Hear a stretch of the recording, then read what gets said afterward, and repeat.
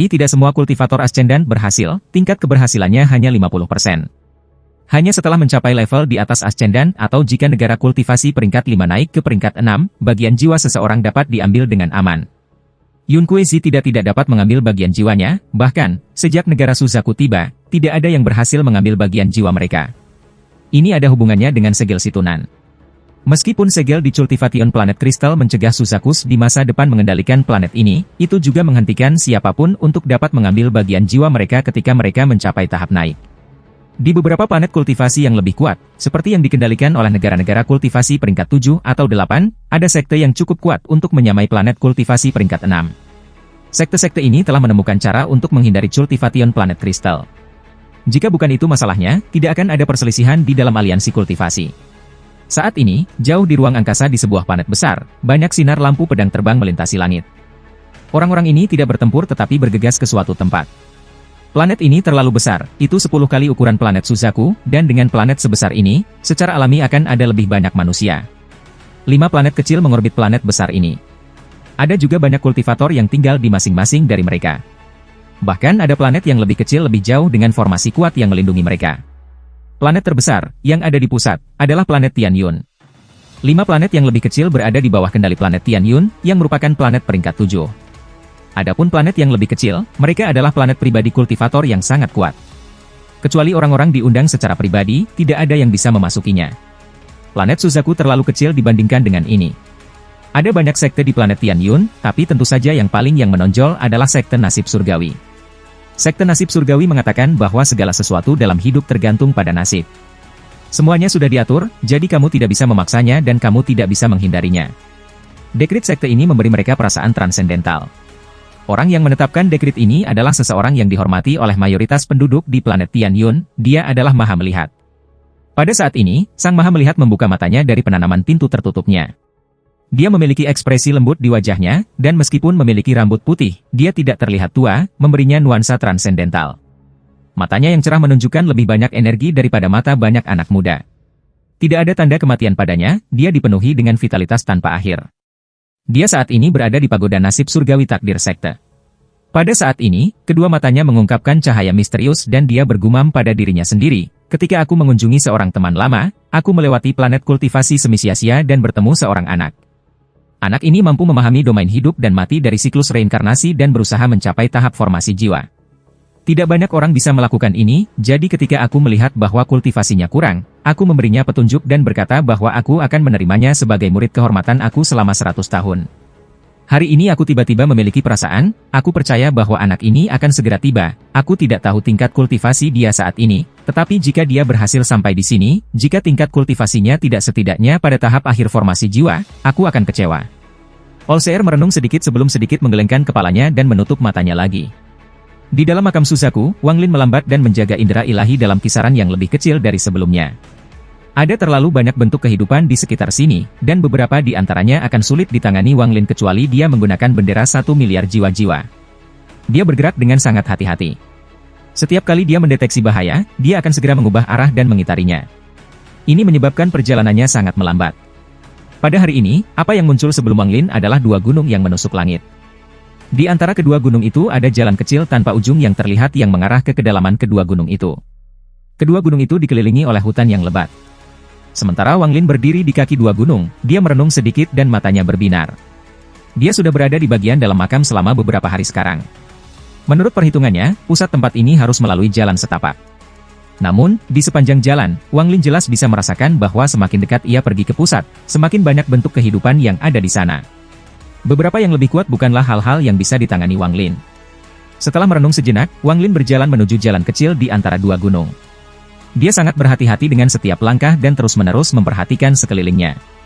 Bentuk kehidupan ini dapat mengambil banyak bentuk, jadi jika seseorang lengah bahkan untuk sesaat, mereka akan disergap. Seiring ngomong-ngomong, Wang Lin memandang permukaan kedua gunung di kedua sisi jalan sempit ini. Ada bercak-bercak basah di permukaan gunung yang halus, dan terkadang tetes-tetes air akan jatuh dari sisi gunung. Setelah berjalan beberapa meter, ekspresi Wang Lin berubah dan dia menyadari bahwa ada sesuatu yang salah. Dia dengan hati-hati melihat dinding kedua gunung dan matanya menyala. Jika tempat ini basah sepanjang tahun, maka harus ada lumut yang tumbuh. Toh, sisa tempat ini mirip dengan planet di luar. Namun, tempat ini sepertinya menjadi basah baru-baru ini.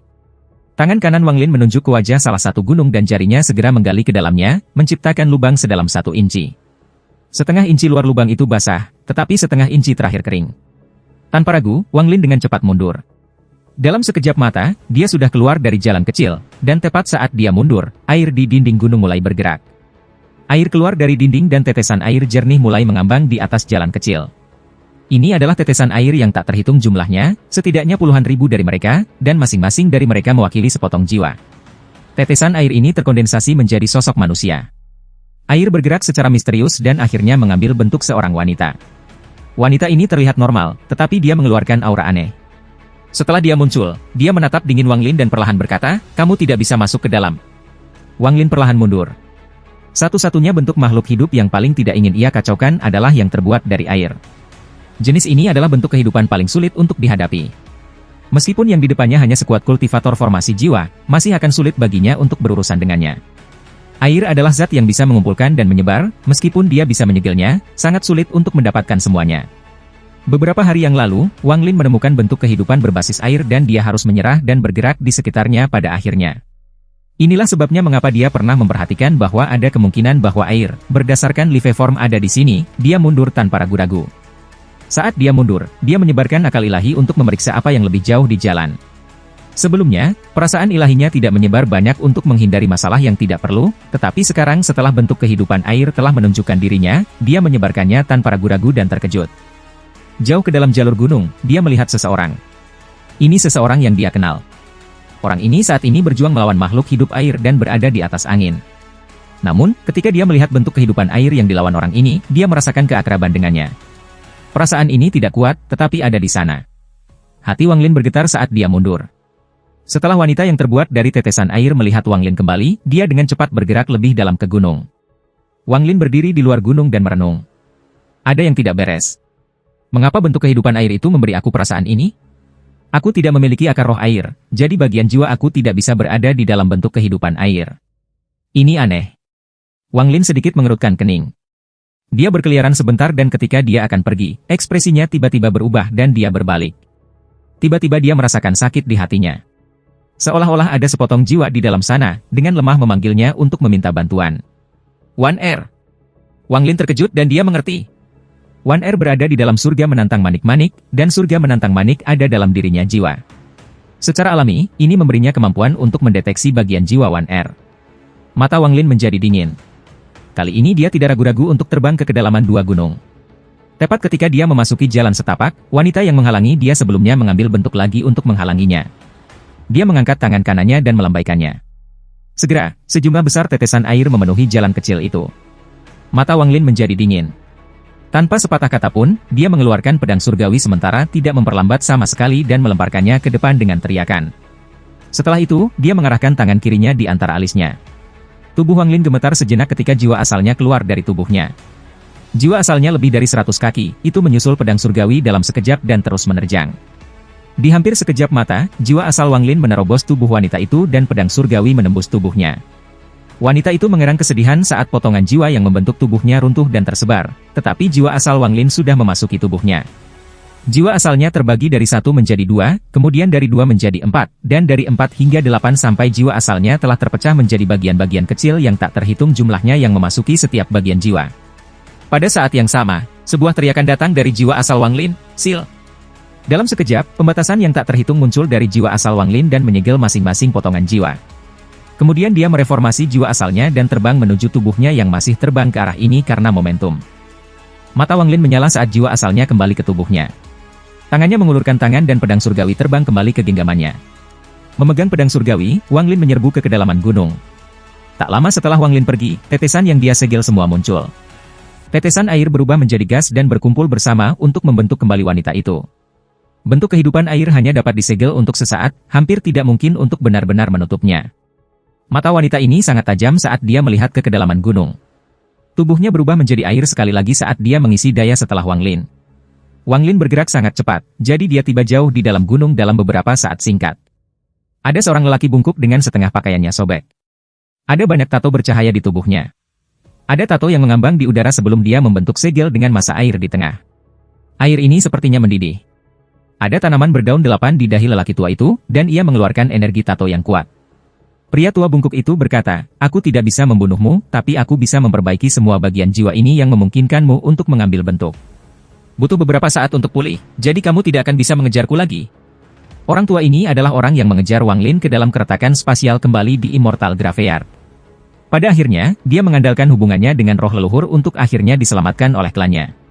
Kebenciannya pada Wang Lin telah mencapai batasnya dan menyebabkan dia melakukan pembunuhan besar-besaran dalam perang ini. Di antara semua dukun 8 daun, dialah yang paling banyak membunuh para kultivator.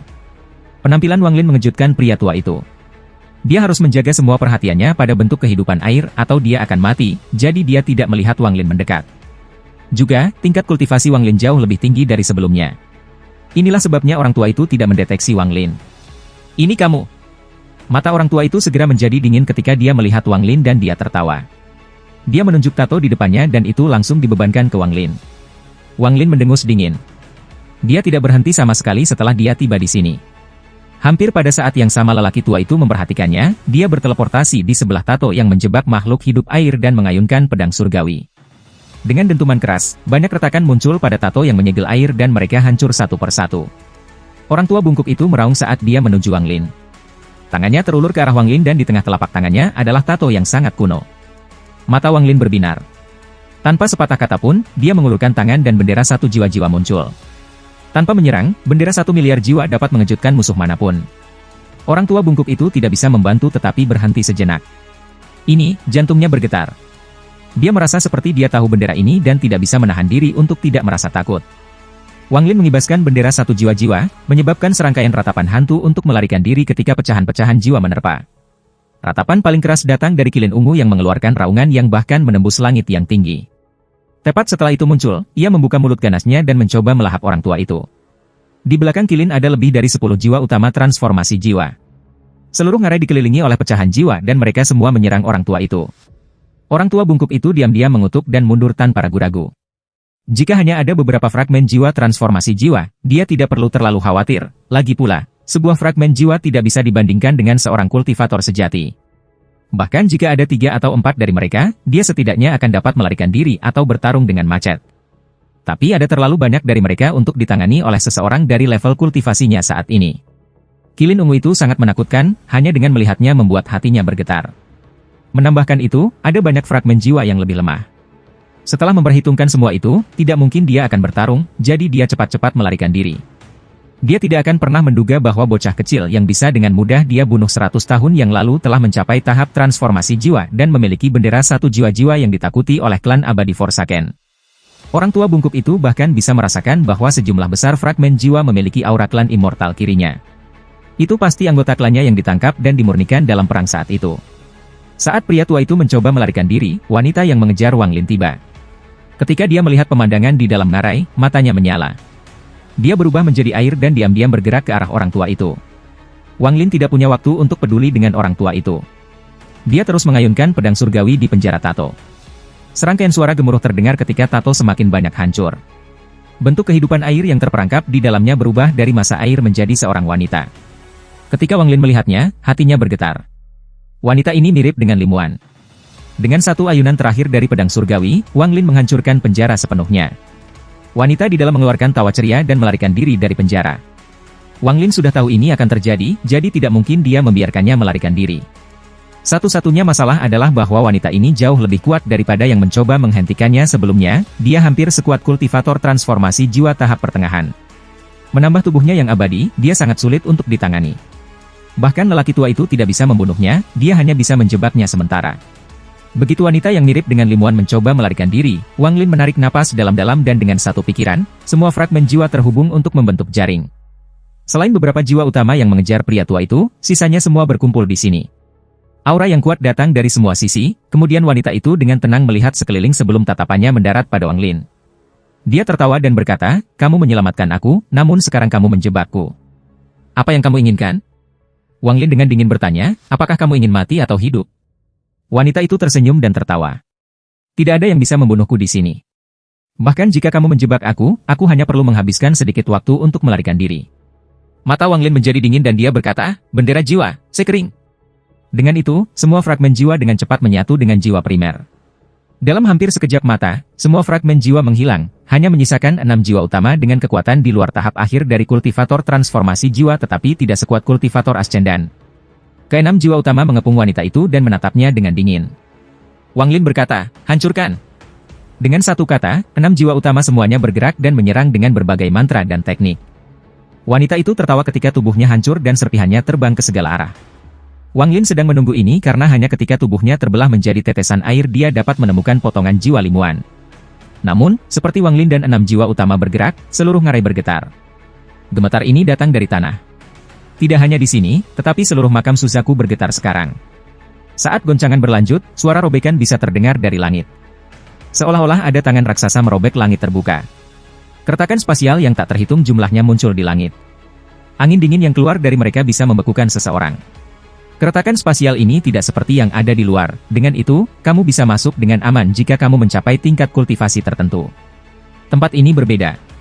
Keretakan spasial di sini bukan keretakan spasial yang sebenarnya, mereka hanya tampak seperti mereka. Di makam Suzaku, ada celah dimensi yang dihasilkan oleh kekuatan khusus dari cultivation planet kristal. Bahkan jika seorang kultivator transformasi jiwa masuk, jiwa mereka akan segera mati tanpa terkecuali. Ketika hati penanaman planet hati terus menghancurkan, cultivation planet kristal runtuh akhirnya dimulai. Bumi makam Suzaku mulai retak dan banyak kultivator yang masuk mati di bawah bencana alam ini. Bahkan banyak dari makhluk hidup yang biasanya tidak bisa mati terbunuh. Seluruh makam Suzaku dikelilingi oleh aura kematian yang kuat. Ngarai Wang Lin ada di tidak berbeda. Tanah hancur dan sejumlah besar retakan dimensi muncul untuk melahap segalanya. Wang Lin dengan cepat menggunakan bendera jiwa untuk memanggil kembali semua fragmen jiwa. Saat ini, Wang Lin tidak punya waktu untuk khawatir tentang orang tua itu. Tatapannya terkunci pada wanita yang tampak mirip dengan Limuan.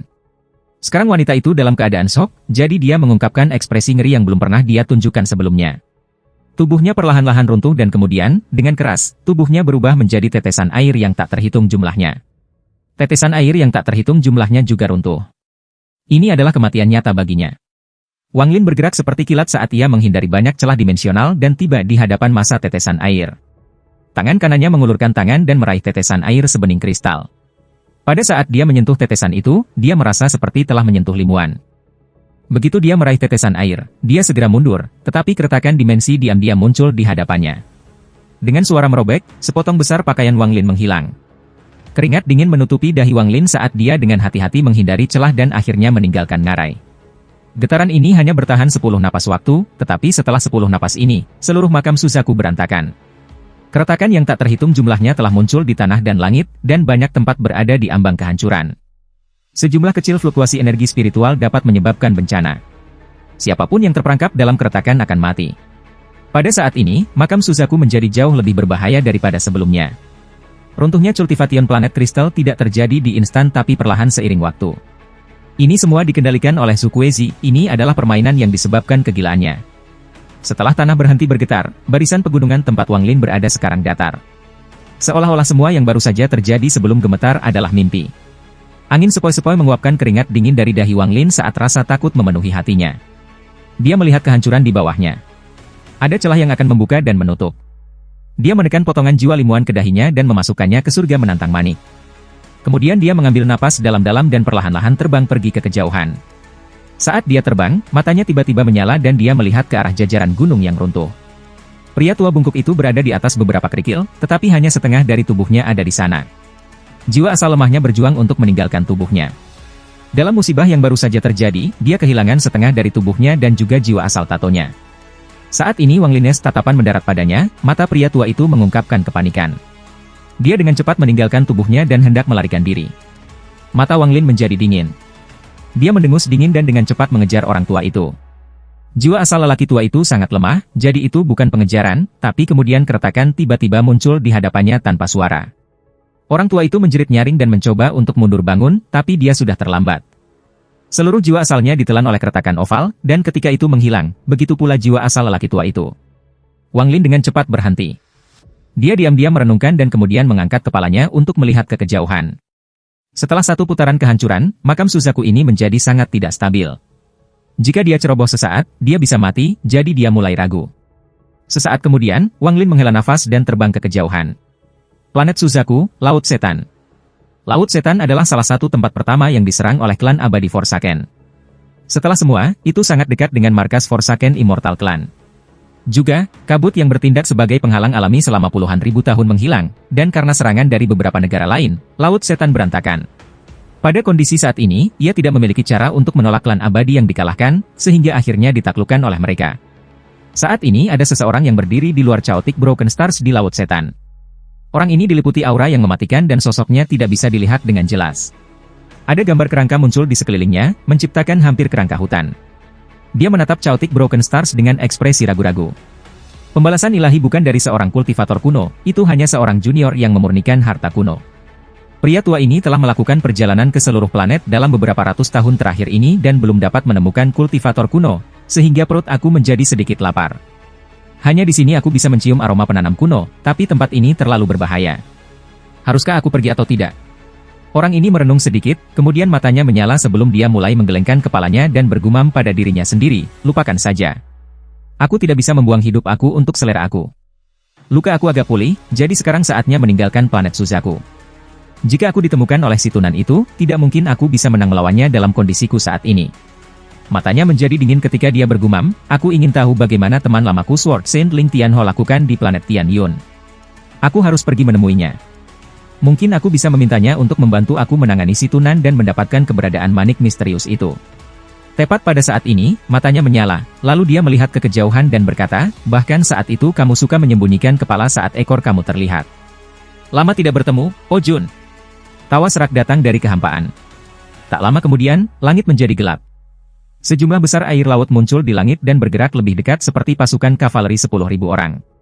Seorang pria mengenakan jubah biru berdiri di atas ombak dan berjalan lebih dekat selangkah demi selangkah.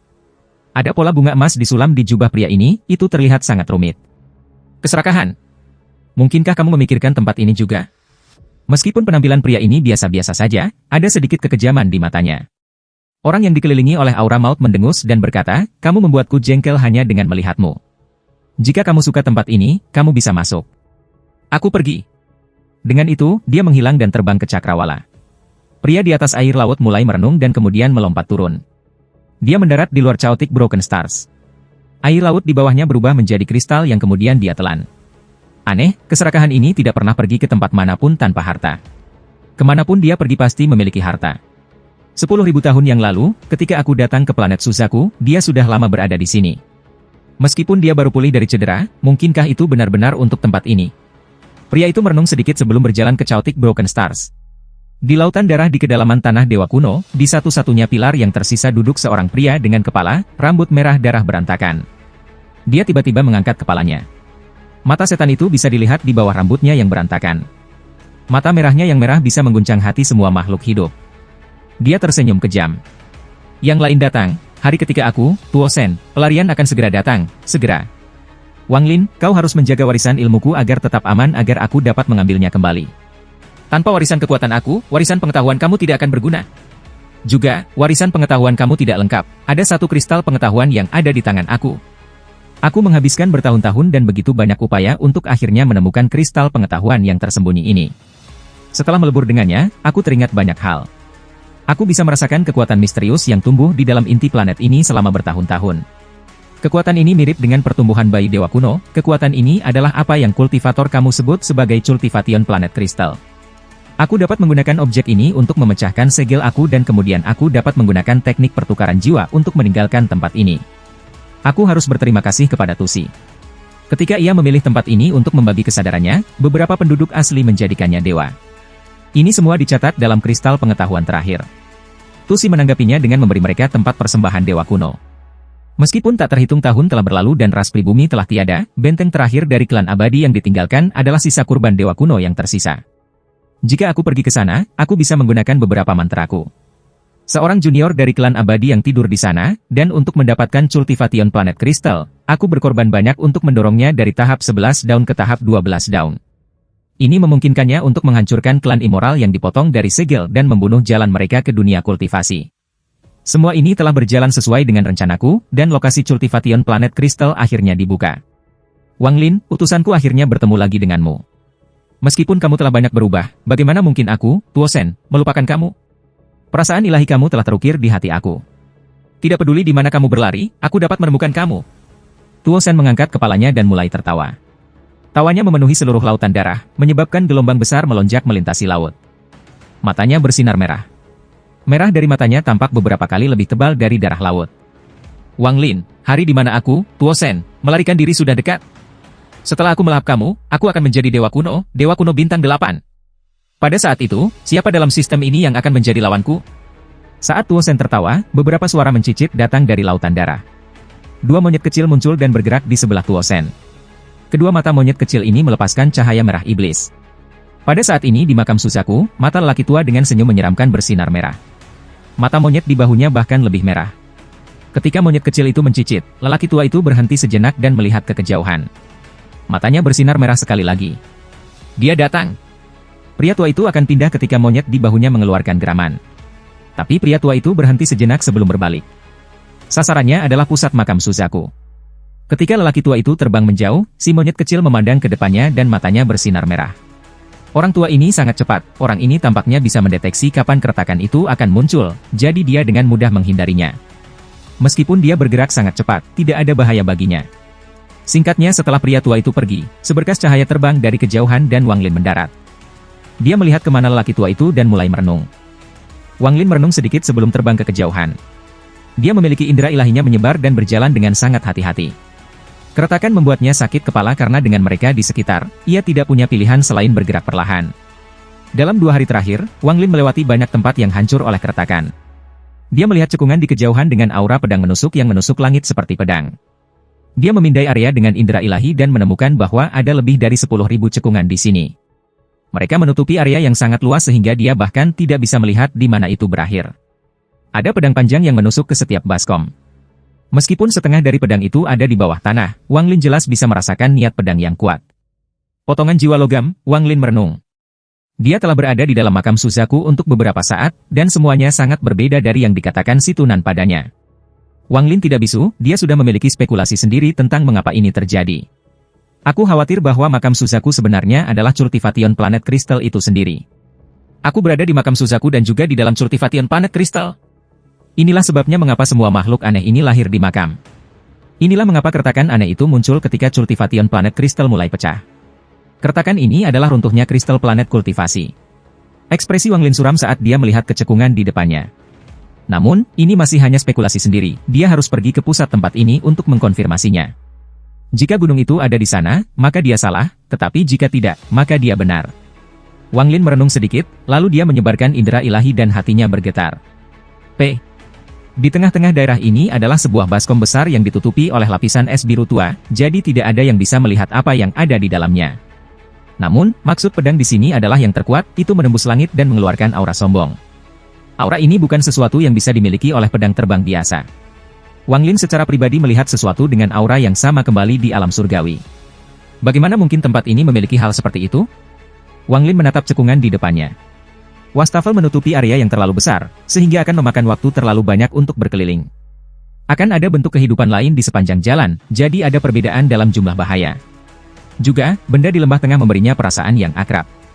Perasaan ini bukan dari sepotong jiwa tertentu tetapi keakraban umum. Setelah merenung sebentar, Wang Lin berjalan ke area cekungan. Namun, setelah 100 kaki, salah satu cekungan mengungkapkan niat dingin. Pedang di baskom keluar dari tanah dan terbang menuju Wang Lin. Ini adalah pedang yang sangat umum, panjangnya 3 kaki, lebar 2 jari, dan benar-benar perak. Ujung pedang diarahkan ke Wang Lin dan melepaskan gelombang hum pedang. Enyahlah! Rasa ilahi datang dari pedang. Perasaan ilahi ini sangat tirani dan dipenuhi dengan kesombongan. Bentuk kehidupan yang dibentuk oleh roh-roh unsur logam mirip dengan roh pedang. Ketika Wang Lin merasakan indera ilahi di dalam pedang, matanya menyala dan dia memikirkan sesuatu. Maksud pedang yang berasal dari baskom besar di tengah sangat mirip dengan niat pedang dari pedang surgawi. Dia menyentuh tasnya yang memegang dan pedang surgawi muncul. Saat pedang langit muncul, pedang dari sebelumnya memucat dibandingkan dengan kunang-kunang di sebelah api yang meraung. Wang Lin berteriak, "Suli Guo!" Gas hitam keluar dari pedang surgawi dan Suli Guo terbentuk. Dia melihat pedang itu dan tertawa nakal. Grand Kid, meskipun kakekmu Suli Guo hanya menjadi roh pedang di tengah jalan, kamu. Tanpa menunggu dia berbicara, pedang sombong itu bergetar dan dengan cepat melarikan diri tanpa ragu-ragu. Adegan ini mengejutkan Suli Guo, tapi kemudian dia dengan cepat menjadi arogan. Lari? Apakah kakekmu Suli Guo membiarkanmu berlari? Dengan itu, dia membawa pedang surgawi dan mengejarnya. Roh pedang secara alami membutuhkan roh pedang lain untuk menekannya.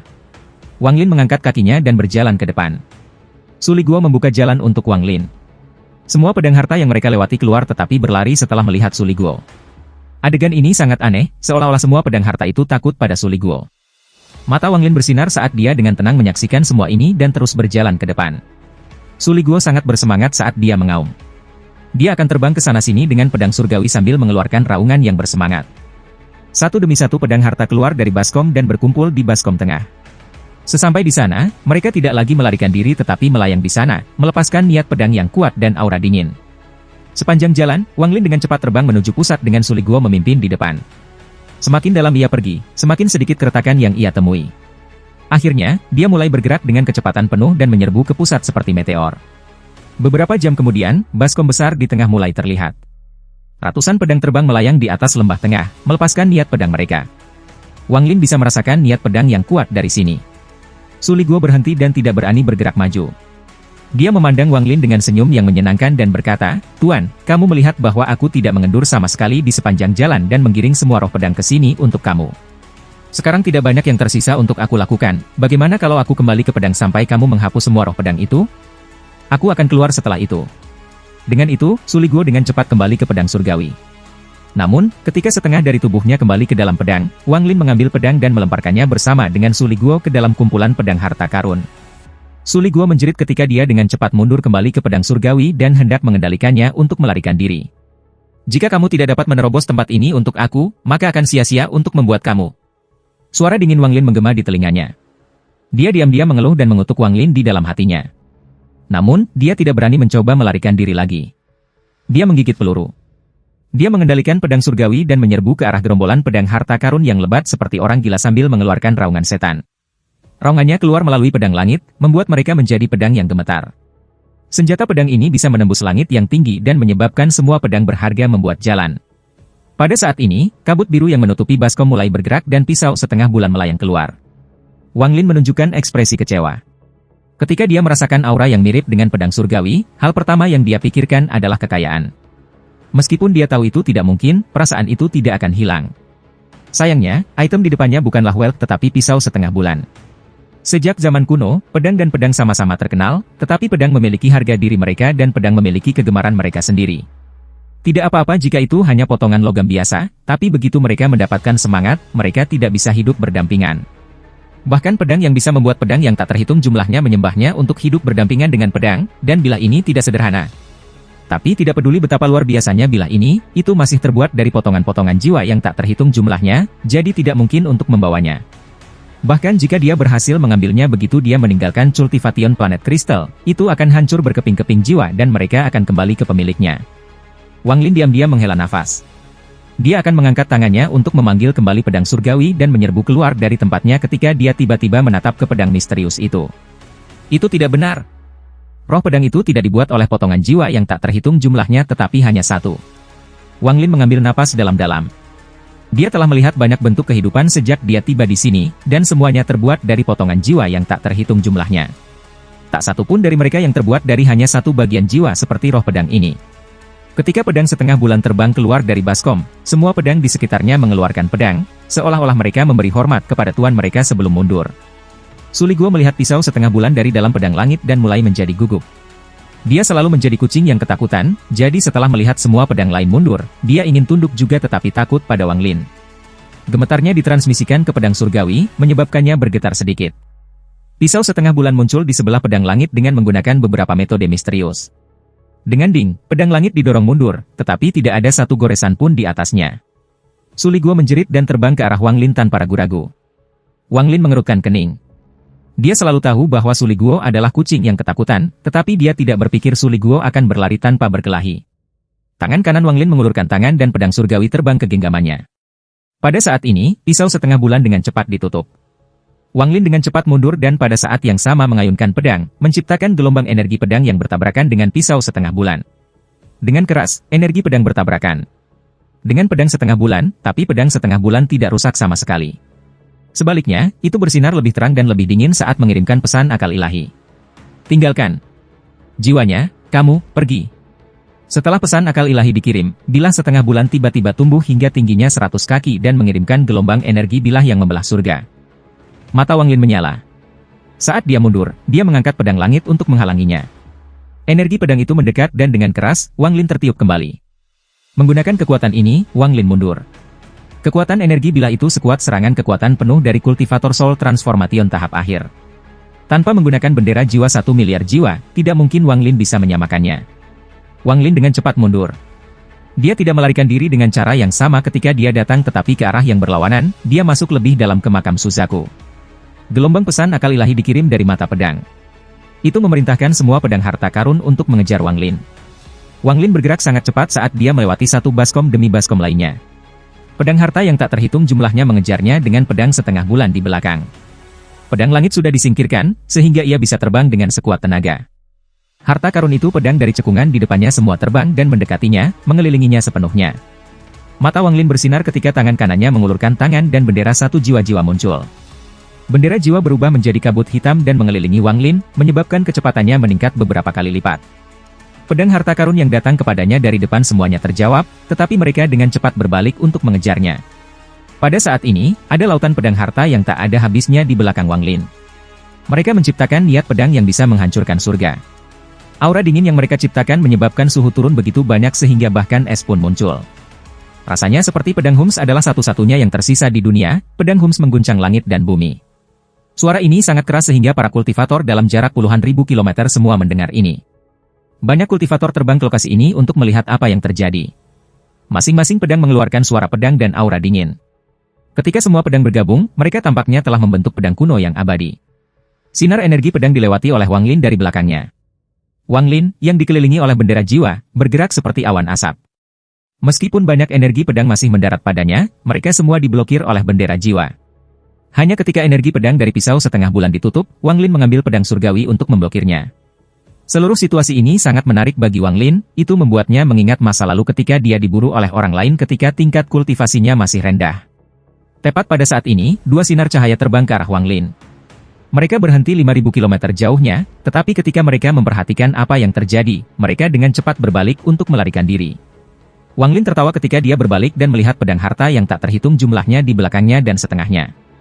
Pisau bulan. Dia berteleportasi dan muncul kembali 5.000 km jauhnya. Namun, begitu dia muncul kembali, pedang-pedang harta yang hendak menyusulnya melepaskan kilatan terang dan langsung menutup jarak. Gemuruh-gemuruh menggema melalui makam dan aura kehancuran dari saat makam itu runtuh tampaknya muncul kembali. Ketika dua sinar cahaya dengan cepat melarikan diri, Wang Lin segera mengenali kedua orang itu. Salah satunya adalah laki-laki dan yang lainnya perempuan. Hanya dari melihat telinganya, Wang Lin tahu bahwa dia adalah Yao Wutai. Adapun wanita itu, dia mengenakan kerudung ungu. Mata Wang Lin bersinar saat dia mengenalinya juga. Meskipun Wang Lin dikejar oleh semua pedang harta karun, ekspresinya tenang dan dia tertawa. Jangan pergi, saudara Yao. Tunggu sebentar. Ekspresi Yao Wutai jelek ketika dia bergumam, sial. Dia pura-pura tidak mendengar Wang Lin dan terbang lebih cepat lagi. Adapun wanita, saat dia melihat Wang Lin, dia mengungkapkan wajah yang penuh ketakutan dan dengan cepat melarikan diri. Sama seperti ini, mereka berdua terbang di depan dengan Wang Lin di belakang mereka diikuti oleh pedang yang tak terhitung jumlahnya. Bilah setengah bulan sesekali akan muncul dan mengirimkan gelombang energi bilah. Energi bilah ini adalah satu-satunya hal yang benar-benar dikhawatirkan oleh Wang Lin. Setiap kali seseorang dilemparkan kepadanya, dia harus menghindarinya dengan cepat. Pisau setengah bulan itu sangat aneh. Berkat akal ilahinya, dia memperhatikan bahwa setiap kali pedang setengah bulan ini mencapai kecepatan tertentu, kekuatan misterius akan memaksanya untuk melambat. Kalau tidak, itu bisa dengan mudah menyusul Wang Lin. Mereka bertiga terbang dengan kecepatan tertinggi. Setelah 3 batang dupa waktu, tepi area yang penuh dengan cekungan muncul dalam pandangan mereka.